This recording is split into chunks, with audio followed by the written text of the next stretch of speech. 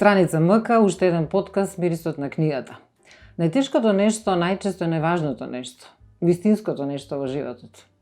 Драматичен роман на Оливер Ромевски, роман за секс, дрога и јаготки. Рок-н-ролот некаде во позадина. Авторот почнува со една едноставност, почнува со гајба јаготки. Мислиш дека понатаму низ книгата ќе читаш рецепт за сладко од јагоди, а го има и тоа.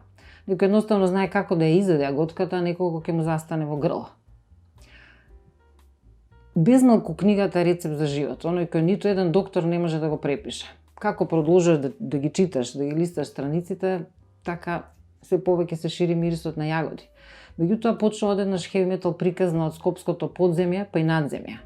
Како сликар на платно пишува судбини на живописно изградени ликови, мислиш ке излезат пред тебе преку една густа, хронолошки поврзана нарација, со доволни ретроспекции и интроспекции за да се долови постмодернизмот во новиот милениум. Новото име за старите лоши проблеми, за секс, дрога и алкохол, емотивни верски судири, мигранти, провинцијалци, староседелци, тукашни, нетукашни, со еден жив препознатлив скопски сленг, која доловува динамиката на дескрипцијата, духовит израз, скопско секојдневие, паралелниот свет на доброто и лошото. Добре дојде во подкастот Мирисот на книгата Оливер Ромевски. Благодарам за поканата. Нетешкото нешто велише кога ќе родител ќе го изгуби детето. Па да, генерално во овој роман тоа е еден основен лајт мотив. Инаку најтешко нешто има како најтешко нешто.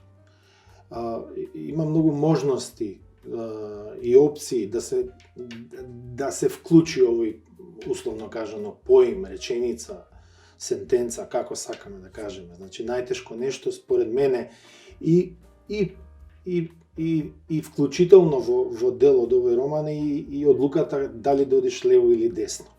Значи да донесеш вистинска одлука во вистинско време. Хероите на оваа книга и антихероите и ликовите и карикатурите од ликови го имаат тој проблем, што да направат следно, дали да ги следат своите инстинкти, чувства, таа градска, условно кажано, некаква си биолошка нарација или да сменат нешто во својот живот. Така и почнаш 37 приказни кои им ги посветуваш на најхрабрите луѓе на целата планета, за да може да се издржи сето тоа што имаш една густа, баш густа нарација која се оживува филмски. Баш личиш на Квентин Тарантино само во литературна форма.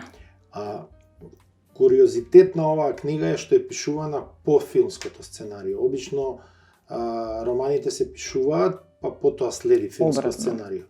Овдека имаше веќе филмско сценарио, веќе план за снимање на филм, веќе македонско-турска копродукција, тоа беше во 2019 кога јас фактички година пред тоа решив да напишам еден роман. И тука предизвикот беше навистина страшен, голем. Бев притиснат од многу ликови, многу судбини, а сакав да ги опишам вистински, она што да речеме во филмот секогаш е недокажано. Го имаш ликот, но генерално не знаеш дали потекнува од чаер, дали мајка му е чистачка, дали татко му е пијаница или бивш директор. А во книгата сакав луѓето да имаат комплетна слика за ликовите, за да можат да ги доловат нивните постапки.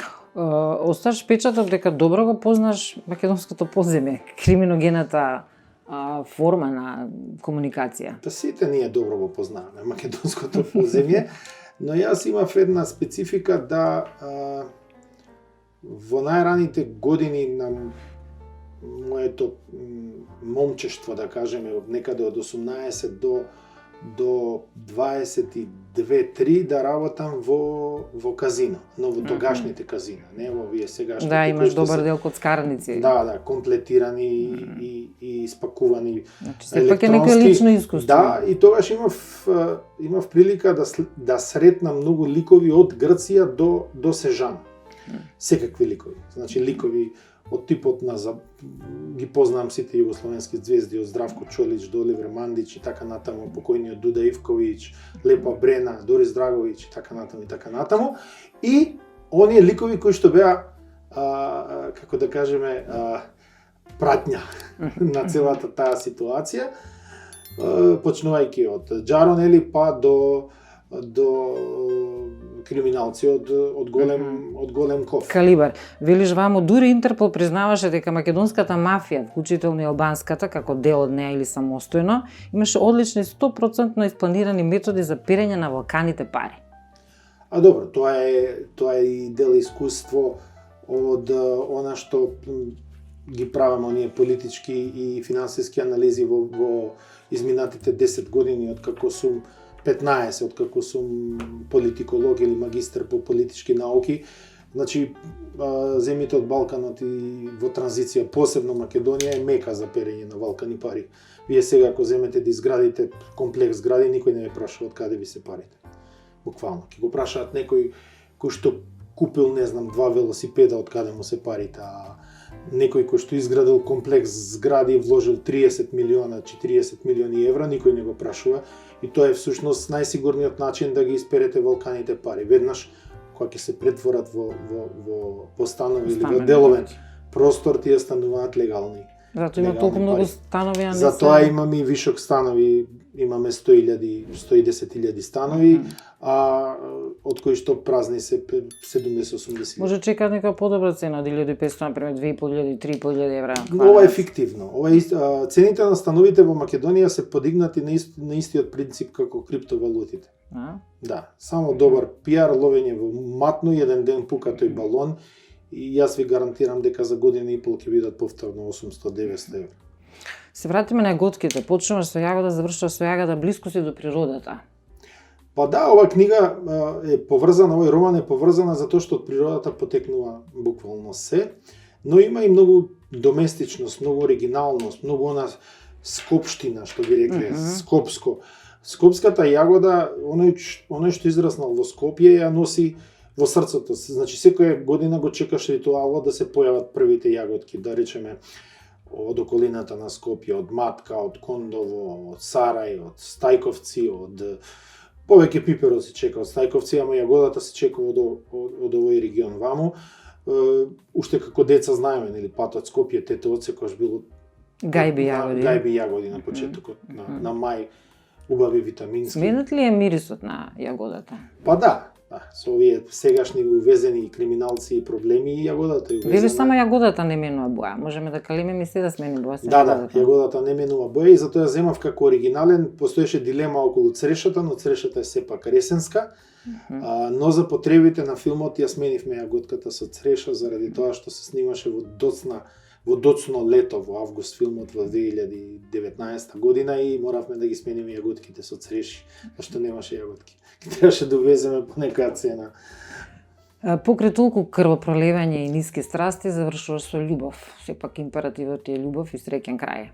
Па јас сум таков некој лик, позитивен. Јас сакам да работите да завршуваат среќно, иако кога се движат работите гледаш дека луѓето сами си ја прават белјата и генерално сами се вовлекуваат во некакви неволи и сами излегуваат или не излегуваат од неволите. Сакам да има среќен крај затоа што ми е прекуглава од она балканска форма на пропаст. На пропаст на крајот и на она бедлак, иако дел од ликовите не завршуваат баш среќно. Да, има доста трагични настани. Значи, но изгледа дека позитивноста преовладува и така имаме мнение дека романот сепак завршува среќно. Имаш бујна мечта, некош личеше на Агата Кристи и на оние романи каде што има на чудни начини одеднаш ќе го снема главниот лик како што е украинката, која ќе биде отруена со мишомор, отров за глувци. Па да, тоа ајде да не откриваме на една реакција на психопатот кој што фактички има контрола врз неа, затоа што не може едноставно ја фаќа во намерата да избега од него и тој во тој момент на криза ја труја. Што се случува? Ние гледаме дека во Скопје и во Македонија се случуваат буквално бизарни работи.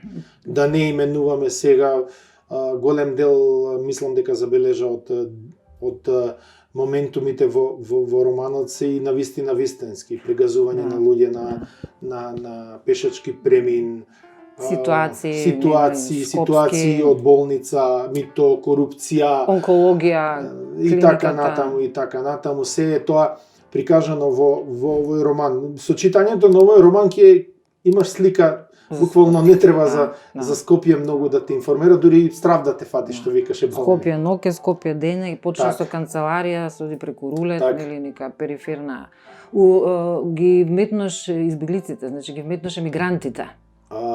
Како ликови, групни, колективни ликови. Лајт мотив да почнам да го пишувам сценариото беа оние колони на емигранти кои што доаѓаа со велосипеди од Грција по автопатот.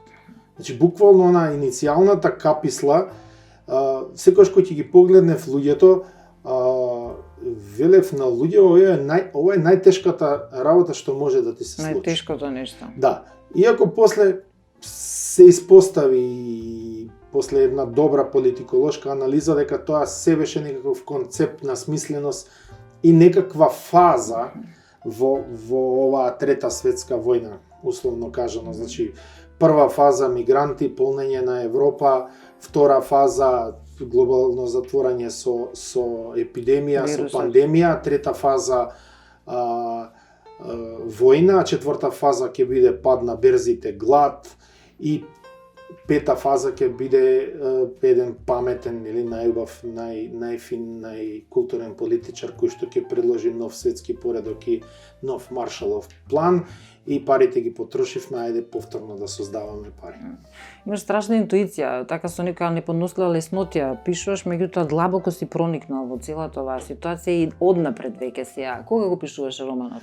Романот е пишуван 2017-2018, а сценариото е 2016, но има околу 34 верзии, значи полирано е 34 пати. Инаку да, во право си, во романот Ловец на души, кој што е издаден пред 30 години, значи во кој што пишувам настани во Босна, пишувам едно сценарио во 1998 година, и тоа е истото врз база на Ловец на души, и точно го опишувам нападот на Тетовското кале од Дулчака, конкретно во самото сценарио што се случи во 2001. Као да е нека игра на тронови, дека ова е всушност сценарија нечива, така имам впечаток кога ги читам. Па имав јас уште едно сценарио кој што требаше да се екранизира, тоа е за Цар Самуил, требаше да го работи Антонио Митричевски и го направив буквално како игра на тронови, со сите тие византиски сплетки, со сите местенки што се правени на... Како да е дежаву, како да ни се случи нешто што претходно се случувало, само во некоја нова рула. И па, да, се ова што се случува во романот ни се случувало во одредени периоди од животот. Иако го направиме еден роман, да речеме, за Елинденското востание, но навлеземе вака на овој принцип, на оваа матрица, на оваа рамка, сите ликови, ако ги разграничиме, ќе видиме кој избегал за Софија, кој загинал честно и поштено, кој бил дел после од некакви други игри и така натаму. Само треба доволно истражување, можеш да влезеш во некаква матрица дека историјата ни се повторува. Да, и секогаш сме соочени со тоа најтешкото нешто, само што ние немаме decision менаџери за најтешкото нешто. Немаме луѓе кои што секогаш уттињаат. Нашите луѓе, посебно во дечкиве, се аналфабети за тоа што го работат. А ние временска прогноза не можеме. Секогаш, па генерално и тоа, да. Да. И временска прогноза уттињаат. А не нешто посериозно. Да. Превладува доброто, иако цело време борба помеѓу злото и доброто. Значи како две диаметрално спротивни емоции и на крајот победува доброто. Дали веруваш дека ќе победи доброто и во оваа трета светска војна? Во војна? суштината на земјата, на битта и на Македонија и на секогаш доброто ќе победи. Затоа што тоа е онаа математика, да кажеме, ако победува лошото, тогаш никогаш нема да постои надежда, а надежда е токму во оној концепт на вселенска математика, каде што не може да паднат 15 седмици поред на лотарија, него еден може да биде среќниот и победникот. Значи таму има таа вселенска математика. И доброто на крајот е тоа што го движи светот. Но лошото е антиподот за доброто да го движи свет. Едно без друго како да не може. Па тоа е на црно-бело воздух. Генерално мора да има некакво триење, некаква спротивност за да квалитетот искочи на виделина. Жал ми е што Македонија има толку голем широк спектар на негативна енергија која што низ мене излегла низ овој роман. Па ти доживеа лична катарза, читателите исто така може да ја доживеат кога читаат.